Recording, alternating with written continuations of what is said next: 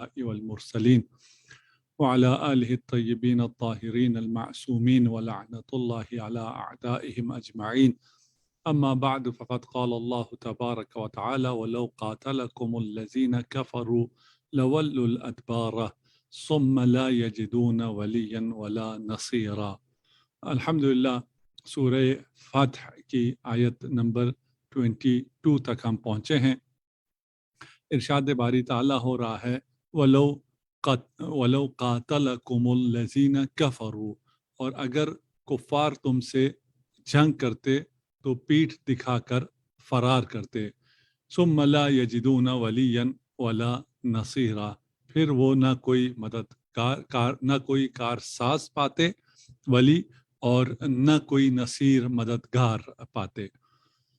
یہ صلح حدیبیہ کی اہمیت کو اجاگر کرتی ہے کہ صلح حدیبیہ قرآن کی نگاہ میں، اللہ کی نگاہ میں کتنا اہم ہے، جسے فتح مبین قرار دیا ہے اور جس کے بارے میں اس طرح دقیق انداز میں ہر سٹیپ کے بارے میں بیان کیا جا رہا ہے کہ اس صلح کی وجوہات کیا تھی، علل و اسباب کیا تھے، اس میں مشرکین کا کیا کردار رہا، ان کے دلوں پر کس طرح رعب ہوا اور وہ کس طرح دفاعی حالت میں آ گئے، اور مسلمان کس طرح بے نہتہ صرف ایک شمشیر اور حالت احرام میں قربانی لے کر چلے ہیں مکہ کی جانب، اور پھر منافقین کی طرف سے اور مخلفین کی طرف سے، جو پیچھے رہ جانے والے ان کی طرف سے، اور جو متخلفین تھے پیچھے رہ جانے والے ان کی طرف سے جو سازشیں ہوئی،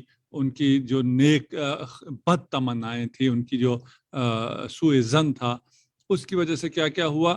اس کے بعد اب ارشاد ہو رہا ہے کہ اگر یہ کفار تم سے جنگ کرنے آتے، ہم نے روک دیا، اگلی آیتوں میں اس کا اشارہ آئے گا کہ ہم نے اس جنگ کو روکا، لیکن اگر یہ جنگ کرنے آتے تو یہ پیٹھ دکھا کر بھاگ جاتے، اور نہ فقط یہ پیٹھ دکھا کر بھاگ جاتے، ان کا کوئی مددگار بھی نہ ہوتا۔ اس لیے کہ اس جنگ میں جب یہ ہے بھی ان مہینوں میں جو حرمت کے مہینے ہیں اور مسلمان نہتے ہیں، اور ان کے اس عزم اور جزم کو دیکھ کر، اس جذبہ قربانی کو دیکھ کے کہ نہتے مسلمان جو جنگ کے لیے نہیں آئے ہیں، ان پہ اگر حملہ ہو جاتا ہے تو وہ سیسا پلائی ہوئی دیوار بن جاتے ہیں اور جہاد کے لیے اور جان قربان کرنے کے لیے آمادہ ہیں۔ رسالت مآب صلی اللہ علیہ وآلہ وسلم کے گرد جان نثار اصحاب کا ایک جمگٹا ہے جس کو شکست دینا ممکن نہیں ہے۔ اسے دیکھ کر پھر کوئی اور قبیلہ، کوئی اور بھی ان کی مدد کو نہ آتا۔ سنت اللہ التی قد خلت من قبل ولن تجد لسنت اللہ تبدیلا۔ سنت اللہ التی قد خلت من قبل، اللہ کے دستور کے مطابق جو پہلے سے رائج ہے، اللہ کا دستور ہے، سنت ہے، اور وہ جو روش ہے اللہ کا جو دستور ہے، جو قد خلت من قبل، جو شروع سے چلا آ رہا ہے، وَلَن تَجِدَ لِسُنَّتِ اللَّهِ تبدیلا، اور سنت خدا میں، اللہ کے دستور میں کبھی کوئی تبدیلی نہیں پائیں گے۔ یہ اللہ کا دستور ہے اور قانون ہے، اور یہ تمام امتوں میں یہ قانون رائج رہا ہے کہ یہ عالم اسباب ہے، اور اس عالم اسباب کو اپنے علل و اسباب کے مطابق ہی چلنا ہے۔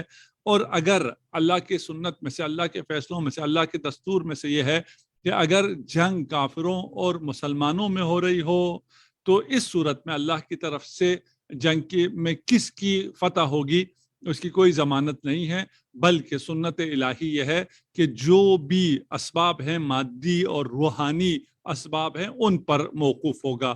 صرف مادی اسباب نہیں ہیں، روحانی اسباب بھی ہیں۔ جن کا ایمان قوی ہوگا، جن کے حوصلے قوی ہوں گے، جن کا رہبر امام قوی ہوگا، وہ فتح مند ہوں گے، ان کو فتح نصیب ہوگی۔ لیکن اس میں اگر مثلا مادی اور روحانی طور پر حوصلے کفار کے بلند ہوں اور ان کے پاس جنگی اوزار بھی زیادہ ہوں، ہتھیار بھی زیادہ ہوں، تو پھر فتح اسی کی ہوگی۔ جس کی یہ برتری ہوگی، روحانی اور مادی برتری ہوگی، اسی کی فتح ہوگی، یہ سنت الہی ہے۔ لیکن اگر جنگ کفر اور اسلام کے درمیان ہو رہی ہو اور مسلمان خیانت نہ کریں تو اس صورت میں خدا نے ضمانت دی ہے کہ فتح و نصرت ہمیشہ اللہ کی طرف سے اسلام کے حق میں ہوگی۔ چنانچہ جنگ بدر میں آپ نے دیکھا کہ جنگ بدر میں مسلمان بہت کم تھے، عددی طاقت ان کی بہت مختصر تھی، ان کے پاس آلات حرب نہیں تھے، اس کے باوجود کیونکہ وہاں اخلاص تھا یہ فتح نصیب ہوئی مسلمانوں کو۔ کتب اللہ لأغلبن انا ورسلی، اللہ نے لکھ دیا ہے کہ میں اور میرے رسول ہی غالب رہیں گے۔ یہ خدا کا اٹل فیصلہ ہے، تکوینی فیصلہ ہے۔ یہاں اس فیصلے میں آیا کوئی استثناء ہیں یا استثناء نہیں ہیں؟ یعنی خدا کا یہ تو ہم نے جنگ کے میں 2 فیصلے بتائے، اس کے علاوہ بھی سنت اللہ، جو بھی سنت خدا ہے اس میں کوئی تبدیلی نہیں ہے۔ مثلا اگر سنت خدا یہ ہے کہ اگر آگ میں ڈلے گا تو وہ جل جائے گا، وہ بچہ ہو، وہ بے گناہ ہو، وہ بوڑھا ہو، وہ بزرگ ہو، وہ عالم دین ہو، جو بھی ہوگا آگ میں ڈلے گا تو وہ جل جائے گا، آگ اس کو جلا دے گی۔ یہ اللہ کی سنت ہے، اور عالم اسباب میں یہ چیزیں اسی طرح چلتی ہیں۔ اور پھر اگر کسی بچے کو پیدا ہونا ہے تو اس کو 9 مہینے لگنے ہی لگنے، اس نے پہلے بچہ ہونا ہے، پھر اس نے بڑا ہونا ہے۔ یہ ساری چیزیں عالم اسباب میں اللہ کے قوانین ہیں، قانون سببیت و مسببیت ہے، اور اس کی بنیاد پر یہ تمام علوم بھی استوار ہیں۔ ان میں سے استثناء معجزے کی صورت میں ہو سکتا ہے اور ہوتا ہے، اس کے علاوہ کوئی استثناء نہیں ہے۔ معجزہ بھی عالم اسباب کا تابع ہے، لیکن وہ جن اسباب کے علل و اسباب کے تابع ہے وہ ہماری سمجھ سے، ہمارے فہم سے بالاتر ہیں، اس لیے معجزہ الہی کو چھوڑ کر باقی تمام امور میں جو سنت خدا ہے وہ یکساں ہے۔ جیسے ہم نے کہا جنگ میں اگر مسلمان اور کافر میں جنگ ہوگی تو پھر جن کے اسباب بہتر ہوں گے، مادی اور روحانی اسباب جن کے بہتر ہوں گے، جن کے روحیے زیادہ قوی ہوں گے، جن کے حوصلے زیادہ بلند ہوں گے، فتح انہی کو ملے گی۔ اور اس میں پھر یہ جو استثناء ہے، یہاں پر یہ سوال پیدا ہوتا ہے کہ پھر انبیاء کو یہ جو استثناء حاصل ہے، اور وہ کیوں حاصل ہے؟ اس لیے کہ یہ بھی قانون خدا ہے کہ حق کو پھر فتح مندی ملے گی اور حق غالب آ کر رہے گا، اور اسلام کیونکہ حق ہے اس پر کوئی اور غالب نہیں آ سکتا ہے، مسلمانوں پہ غالب آ سکتا ہے۔ انبیاء کی بھی یہ کیفیت ہے کہ کبھی انبیاء ایسے ہو جاتے ہیں کہ انہیں پیراہن یوسف کی بو بہت دور سے آ جاتی ہے، تو یہاں پر لوگ یہ اعتراض بھی کرتے ہیں کہ اگر جو مصر سے جو قمیص چلی ہے اس کی بو آ گئی حضرت یعقوب کو، تو پھر جب وہ یہی کنویں میں تھا، نزدیک میں تھا، اس وقت حضرت یعقوب کو یوسف کی بو کیوں نہیں آئی ہے؟ تو اس میں مسئلہ یہ ہے کہ پیغمبروں کے لیے بھی کبھی رعد و برق کی طرح پورا عالم روشن ہو جاتا ہے اور کبھی روشن نہیں ہوتا ہے عام پیغمبروں کے لیے، کیونکہ یہ خدا کی طرف سے ہے کہ خدا جس کو جب جو عنایت فرما دے تو اس عنایت کے مطابق اس کی صلاحیتیں ہو جاتی ہیں۔ رہ گیا کہ حق و باطل میں جنگ رہے گی، یہ بھی سنت الہی ہے۔ اس جنگ میں ظالم جو ہیں وہ نابود ہوں گے، لیکن سر انجام نابود ہوں گے، انتہا ان کی نابودی ہے، شکست ہے، اور حق ہمیشہ پیروز رہے گا، فتح مند رہے گا، اسے فتح مبین حاصل ہوگی۔ یہ بھی سنت الہی ہے۔ اس سنت الہی پر سنت اللہ التی قد خلت من قبل، شروع سے یہ سنت چلی آ رہی ہے، اور ہمیشہ فتح جو ہے وہ حق کو حاصل رہی ہے، اور درمیان میں کچھ وقت کے لیے موقت لگتا ہے ہمیں کہ یہ باطل کو کوئی فتح نصیب ہوئی ہے۔ وَلَن تَجِدَ لِسُنَّتِ اللَّهِ تَبْدِيلًا، سنت خدا کبھی بھی تبدیل نہیں ہوگی اور وہ ہمیشہ حق کے ساتھ رہے گی۔ هُوَ الَّذِي كَفَّ أَيْدِيَهُمْ عَنْكُمْ، آیت نمبر 24، کہ وہی خدا ہے جس نے کفار پر تم کو فتح یاب کرنے کے بعد والذی کف ایدیہم عنکم و ایدیکم عنہم ببطن مکہ من بعد ان اظفرکم علیہم وکان اللہ بما تعملون بصیرا.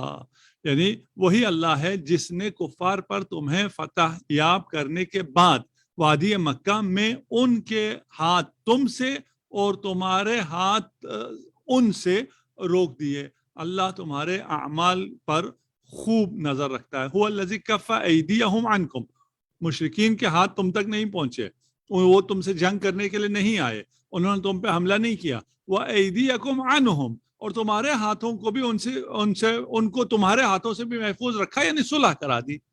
حدیبیہ میں ببطن مکہ حدیبیہ ہے, بطن مکہ میں صلح کرانے والا وہ ذات ہے, اس ذات نے تمہارے درمیان میں صلح کر دی. من بعد ان اظفرکم علیہ, اس کے بعد کہ تم ان پر فتح یاب ہوئے, اور یہ فتح مکہ ہے یعنی فتح حدیبیہ ہے, صلح حدیبیہ ہے جسے فتح مبین کہا جا رہا ہے. وکان اللہ بما تعملون بصیرا, اللہ تمہارے اعمال پر خوب نظر رکھتا ہے.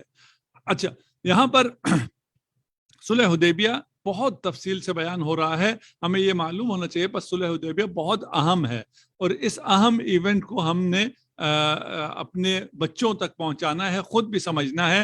قرآن جسے اتنی ڈیٹیل سے بیان کر رہا ہے کہ کفار کے ہاتھ رک گئے تم سے, ان کے دلوں میں رعب ڈال دیا, اور تم نہتے تھے, اس کے باوجود وہ تم پر حملہ آور نہیں ہو سکے, اور تمہیں بھی اس صلح حدیبیہ کے ذریعے فتح نصیب ہوئی, اور یہ فتح اس لیے ہوئی کہ تمہیں امن و آشتی مل گئی, اور اس امن و آشتی کے ذریعے تم جو چاہو وہ کر سکتے تھے.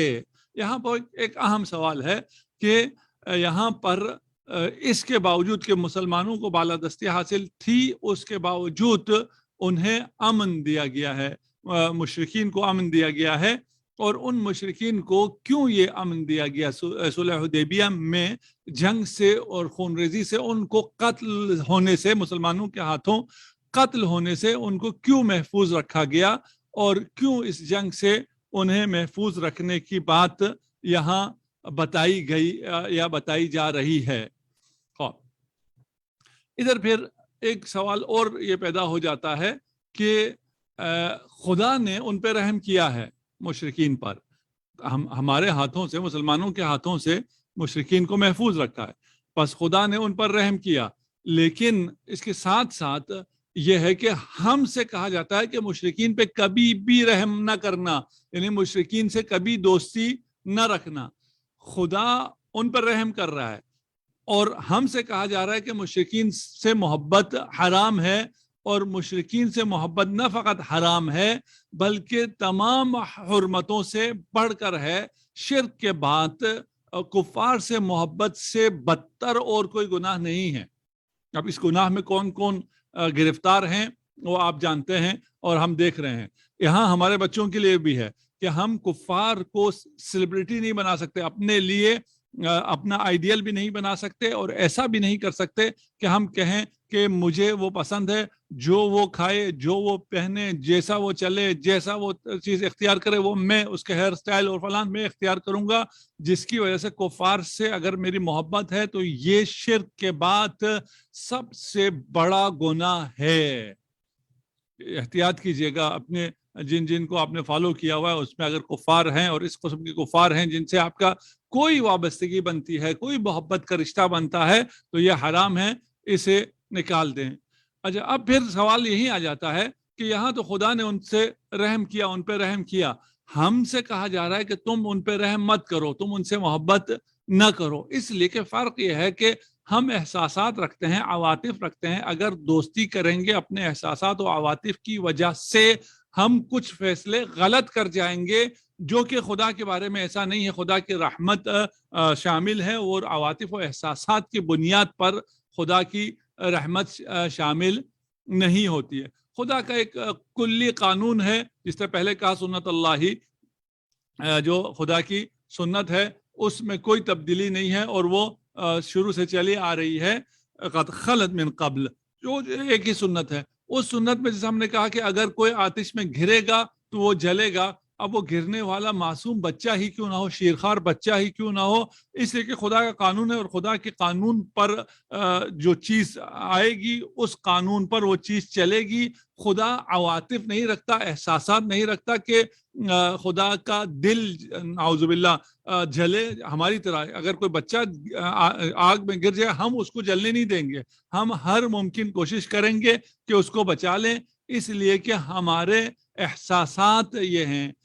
خدا کیونکہ احساسات نہیں رکھتا ہے، اس کی سنت کیا ہے؟ اس کی سنت یہ ہے کہ اس نے اپنے تمام بندوں پر مہربان ہونا ہے۔ تم مہربان نہیں ہو سکتے ہو، وہ مہربان ہو سکتا ہے، اس لیے کہ وہ احساس نہیں رکھتا ہے، وہ غلطی نہیں کرتا ہے۔ تم احساسات کے نتیجے میں غلطی کر سکتے ہو، اس لیے تمہیں محبت اور مہربانی کی اجازت نہیں ہے کفار سے۔ خدا تمام اپنے بندوں سے محبت بھی کرتا ہے، ان پر مہربان بھی ہے، انہیں رزق بھی دیتا ہے، کفار کو بھی رزق دیتا ہے، مومن کو بھی رزق دیتا ہے، کفار کو بھی آکسیجن دیتا ہے، باقی مال دیتا ہے، سب کچھ کفار کو بھی دیتا ہے اور مومن کو بھی دیتا ہے۔ ٹھیک،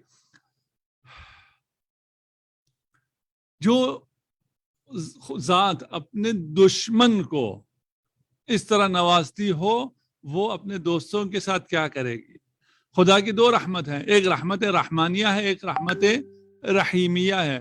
رحمت رحمانیہ سنت خدا، اللہ کی سنت اس پر ہے کہ یہ رحمت رحمانیہ تمام موجودات کو شامل ہے، جو خدا کو مانے، خدا کو نہ مانے، کافر ہو، ظالم ہو، قاتل ہو، شرابی ہو، جو بھی ہوگا وہ رحمت رحمانیہ کی پوشش میں رہے گا، رحمت رحمانیہ اس کو شامل ہوگی۔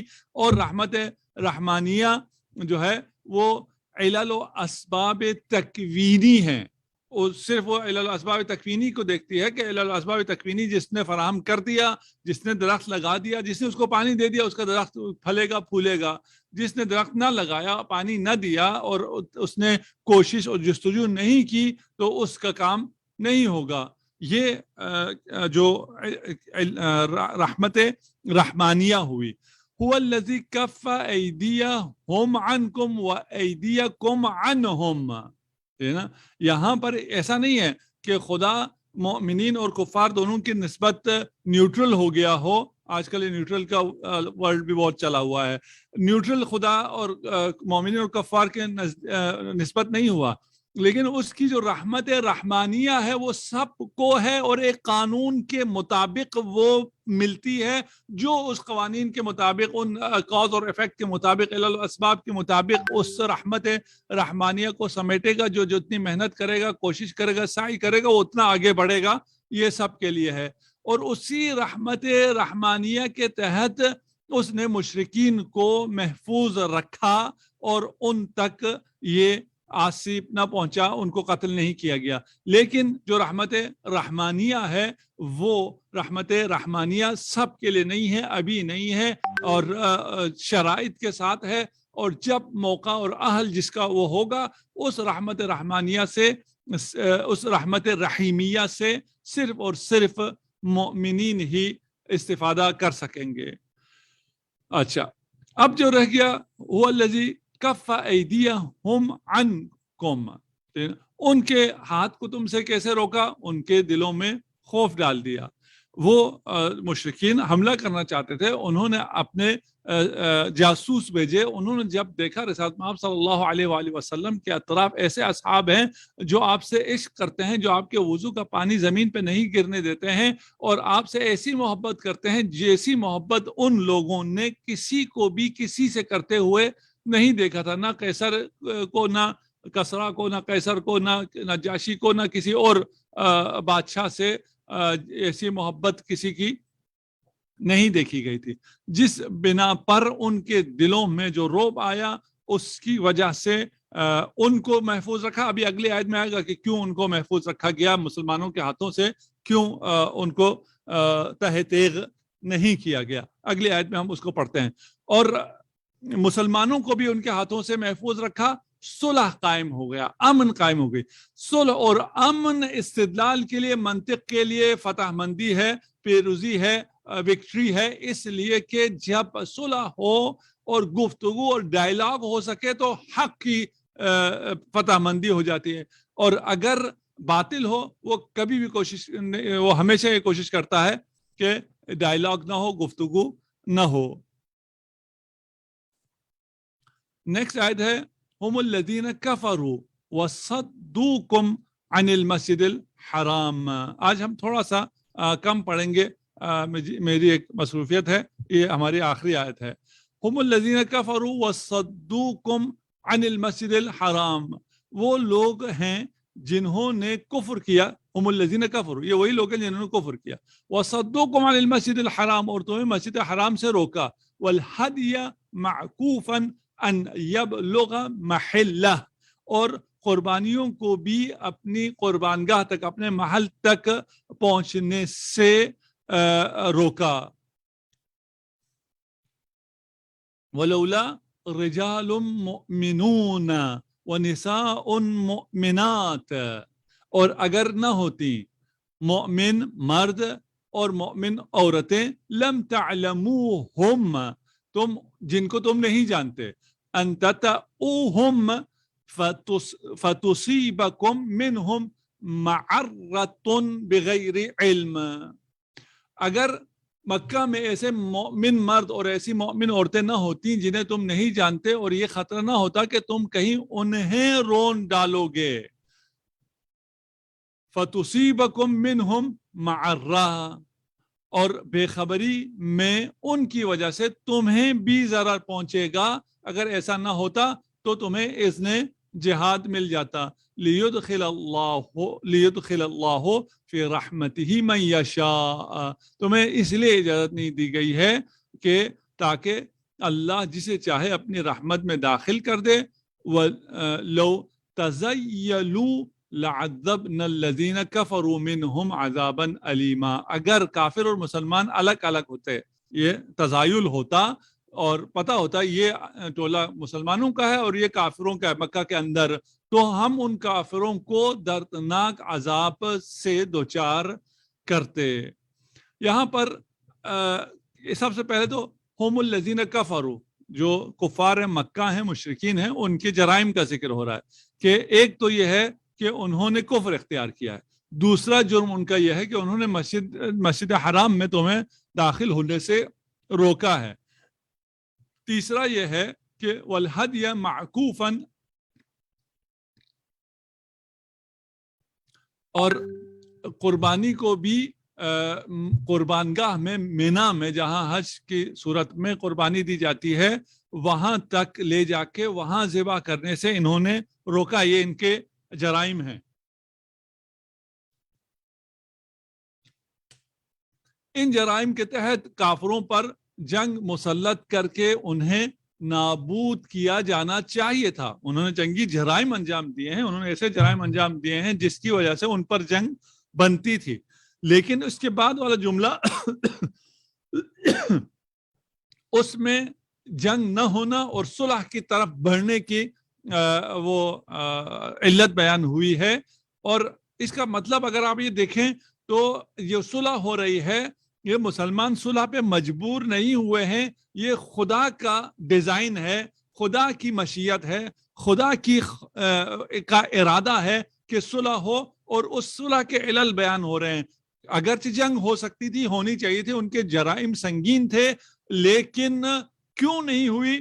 اس لیے نہیں ہوئی ہے لولا رجال مؤمنون، کہ اگر اہل مکہ میں سے اہل ایمان مرد اور اہل ایمان عورتیں نہ ہوتی جن کو تم نہیں جانتے تھے، اور کیونکہ نہیں جانتے اور تم نے جب حملہ کرنا تھا مکہ پہ حملہ کرنے کی صورت میں یہ اہل ایمان مرد و عورت بھی تحت ایغ ہو سکتے تھے، انہیں بھی نقصان پہنچ سکتا تھا، اور بے خبری میں مسلمانوں کے ہاتھوں قتل ہونا پھر یہ بڑا مشکل تھا، اور اس سے بچنا تھا۔ اسی لیے ہمیں سمجھ میں آتا ہے وہ تلوار جسے ذوالفقار کہتے ہیں، اور صاحب ذوالفقار کے ہاتھ میں جو تلوار ہے وہ اسے کاٹتی تھی جس کے آگے 7 نسلوں کو علی ابن ابی طالب دیکھتے تھے کہ اگر اس میں کوئی مسلمان نہیں ہے تو وہ تحت علی ہوتا تھا. اگر ان میں کوئی مسلمان ہے تو یہاں تو عام جو مسلمانوں کی تلوار ہے وہ تو جو سامنے ہے مکہ میں ہے, ان کے بارے میں وہ نہیں جانتے تھے ان میں کون مومن ہے اور کون کافر ہے. لیدخل اللہ فی رحمتہ من یشاء, یہ جنگ اس لیے روکی تاکہ مکہ کے مسلمان امن و اطمینان کے ساتھ رحمت خدا میں داخل ہو سکیں, اسلام پہ عمل کر سکیں. اور من یشاء اس لیے فرمایا کہ مسلمانوں میں سے جو رحمت خدا کے اہل اور مشیت کے معیار پر اترنے کے قابل تھے مکہ میں بھی ان پر ہوگا, سب کے لیے پھر بھی نہیں ہے. لو تزیلوا لعذبنا الذین کفروا, اگر مکہ میں کافر اور مسلمان الگ الگ ہوتے تو پھر ان پر یہ جنگ مسلط کی جا سکتی تھی اور ان کو طے کیا جا سکتا تھا. آج کے لیے اتنا کافی ہے. اگر آپ کے سوال ہوں تو میں 5-10 منٹ تک بھی لے سکتا ہوں آپ کے سوال. جی السلام علیکم. وعلیکم السلام ورحمۃ اللہ وبرکاتہ. ابتدائی آیات سے متعلق کہ ہم ڈیموکریٹک سوسائٹی میں رہتے ہیں جہاں پر مکس قسم کے لوگ ہوتے ہیں اور ہمیں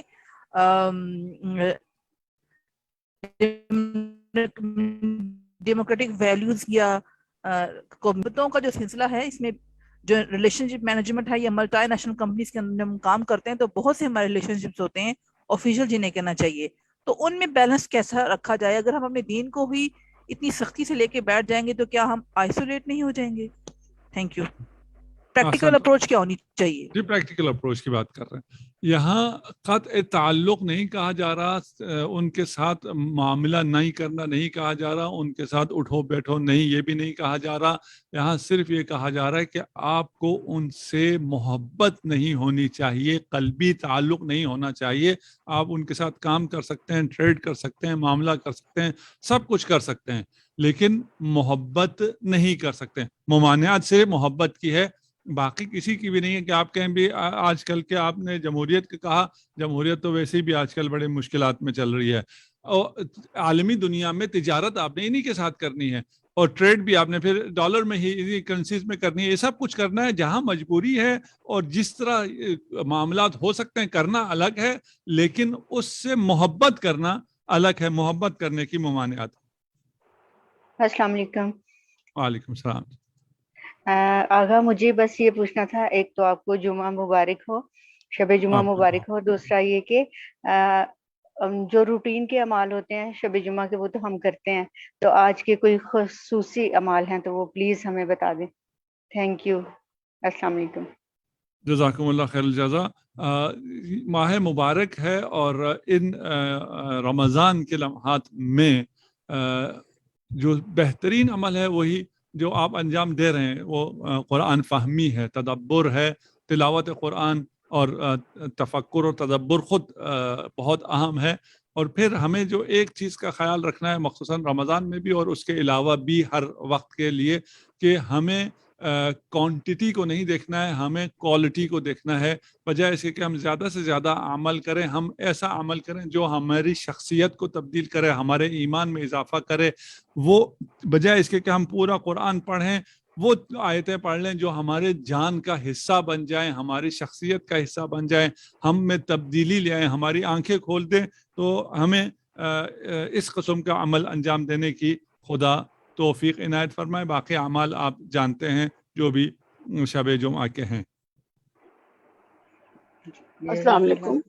وعلیکم السلام. آغا صاحب آپ نے کہا کہ غیر مشرکوں اور کفاروں سے دوستی نہیں کر سکتے, تو کیا ہم جو پروفیشنل لیول پہ کنٹری ٹو کنٹری ہم لوگ وہ کولیبریشن ہوتی ہے تو کیا وہ بھی حرام کے زمرے میں آتا ہے؟ نہیں, ہم نے کہا معاملہ کیا جا سکتا ہے, معاملہ کرنا حرام نہیں ہے. نہ فرد سے فرد کا, نہ ملک سے ملک کا. معاملہ ہو سکتا ہے, تعامل ہو سکتا ہے. آپ اپنا رائس ایکسپورٹ کریں، آپ آم وہاں بیچیں، آپ باقی سرجیکل ایکوپمنٹ جو بنا رہے ہیں ان کو آپ دیں، ان سے آپ پیسے لین دین کریں، اس میں کوئی حرج نہیں ہے۔ رسالت محمد صلی اللہ علیہ وآلہ وسلم خود لین دین کرتے تھے اور تجارت فرماتے تھے، باقی ائمہ معصومین بھی تجارت کرتے تھے اور سب کے ساتھ کرتے تھے، مشرکین کے ساتھ بھی کرتے تھے، یہود کے ساتھ بھی کرتے تھے، کفار کے ساتھ بھی کرتے تھے۔ معاملے سے منع نہیں کیا جا رہا ہے، محبت اور مودت سے منع کیا جا رہا ہے کہ کوئی ایسا رشتہ ان کے ساتھ نہیں ہونا چاہیے جس سے ان کے ساتھ محبت قائم ہو جائے۔ تو ہم یہ کہہ سکتے ہیں کہ ہم ڈیل کر سکتے ہیں، انہیں فالو نہیں کر سکتے۔ ہاں ڈیل کر سکتے ہیں، فالوئنگ بھی وہ فالو نہیں کر سکتے جس میں محبت شامل ہے۔ باقی مثلا انہوں نے دنیاوی ترقی کی ہے، اس ترقی کے لیے ہم ان کو فالو کریں، کوئی حرج نہیں ہے۔ جہاں پہ آپ کو ایسی چیز ملتی ہے جو کہ قابل تقلید ہے، وہ اس میں وہ نہیں ہے، وہ وقت کے پابند ہیں، آپ اس کے میں آپ نے ان کو کسی کو دیکھا، اس سے آپ نے اس کو اس میں اس جہت میں فالوئنگ کی، اس میں کوئی حرج نہیں ہے۔ ممنوع محبت ہے کہ مثلا اس میں ہوتا کیا ہے کہ ابھی اسی صلح حدیبیہ میں ہی آپ لے لیں کہ صلح حدیبیہ میں اگر کوئی ایسے لوگ ہوں جو کفار سے محبت کرتے ہوں، اور یہ سب ایک سے نا، یہ جو سب مدینہ سے مکہ جا رہے ہیں مہاجرین مخصوصاً، ان کے سارے رشتہ دار وہاں موجود تھے، اور جب حضرت عثمان وہاں گئے ہیں تو وہ بنی امیہ میں گئے ہیں، اس لیے کہ اس طرف بھی بنی امیہ ہی وہ سردار تھی جو ساری جنگوں میں لیڈ کرنے والے، تو وہ انہی کا خاندان تھا، وہی لوگ تھے، لیکن محبت نہیں تھی، خاندان تھا، تعلقات تھے، ڈائلاگ بھی ہوا، گئے بھی، اور سفیر رسول کی حیثیت سے گئے، یہ سب جائز ہے، یہ سب کچھ ہو سکتا ہے۔ وہ بھی آئے رسالت میں آپ کے سامنے بیٹھے، وہاں بھی ڈائلاگ ہوا، صلح ہوئی، معاہدہ ہوا، تو یہ صلح ہونے سے مثلا ہمارے ہاں یہ بھی اس کو بھی چلایا جاتا ہے کہ بھائی کیونکہ صلح ہو گئی ہے صلح امام حسن کے نتیجے میں، اس لیے صلح کے دونوں اطراف جو ہیں بالکل پاک صاف ہو گئے، نہیں بھائی، صلح ہونا الگ ہے، اور اس کی وجہ سے یہ نتائج نہیں کیا جا سکتا۔ اسی میں ہم دیکھتے ہیں کہ جو اصحاب یہاں موجود تھے، ان کے رشتہ دار کفار مشرکین میں موجود تھے، وہ ان سے محبت نہیں کرتے تھے، ان سے تعلقات تھے، ڈائلاگ کی ہوا اور لین دین بھی ہوتا تھا، سب کچھ چلتا تھا، لیکن محبت ان کی سرے سے ختم ہو گئی تھی، حتیٰ باپ بیٹے کی بھی محبت ختم ہو گئی تھی۔ اس بنیاد پر ہمیں اس سیرے پہ عمل کرنا ہے، معاملات رہ سکتے ہیں باقی، رحم دلی اور مدد نہیں کر سکتے۔ ہاں محبت اسی لیے نہیں ہوگی کہ انسان عواطف رکھتا ہے، احساسات رکھتا ہے، اگر کوئی مرحلہ ایسا آ جاتا ہے پھر آپ کو ان پہ رحم آتا ہے۔ آپ پھر یہاں تو ہم نے اس کو اٹھایا نا کہ خدا رحم کر رہا ہے، خدا ان کو مشرکین کو محفوظ رکھ رہا ہے مسلمانوں کے ہاتھوں سے، پھر ہم سے کیوں کہتا ہے رحم مت کرو؟ اس لیے کہ خدا کیونکہ وہ قادر مطلق ہے اور کوئی احساسات نہیں رکھتا کہ ان احساسات میں آ کر وہ پھر جب عذاب کی باری آئے تو اس سے بھی آپ ان کو بچانے کی کوشش کرنا شروع کر دیں۔ ہم کیونکہ احساسات رکھتے ہیں، عواطف رکھتے ہیں، کسی کے ساتھ اگر ہم دوستی کر لیں، اس سے ہم قلبی تعلق بنا لیں، تو وہ قلبی تعلق ہمیں پھر وہ اللہ کی محبت پر غالب آ جاتا ہے۔ ان پر جو کچھ عذاب الہی آ رہا ہو تو ہم اس کے سامنے آنے کی کوشش کر سکتے ہیں، یا ان کی نجات کی تمنا کر سکتے ہیں، جو کہ جائز نہیں ہے۔ جزاک اللہ۔ خدا ہم سب کو قرآن کو سمجھنے کی، قرآن پہ عمل کرنے کی توفیق عنایت فرمائے، اور ان راتوں میں جو رحمت کی راتیں ہیں، خدا ہم سب کے دامن کو رحمت الہی سے بھر دے۔ آنے والے دنوں میں اور ان دنوں میں، ان لمحات میں ہمیں ان لوگوں میں قرار دے جن کو آتش جہنم سے نجات جن کے نام عمل میں لکھ دی گئی ہے۔ ہمیں ہر اس خیر کی توفیق عنایت فرما جس سے جو تو نے محمد و آل محمد کو جس خیر سے نوازا ہے، اور ہر اس شر سے محفوظ رکھ جس سے محمد و آل محمد کو محفوظ رکھا ہے۔ امام زمانہ عجل اللہ فرجہ الشریف کے اعوان و انصار میں ہمیں قرار دے۔ امام زمانہ عجل اللہ فرجہ الشریف کے ظہور میں تعجیل فرما۔ والسلام علیکم ورحمۃ اللہ وبرکاتہ۔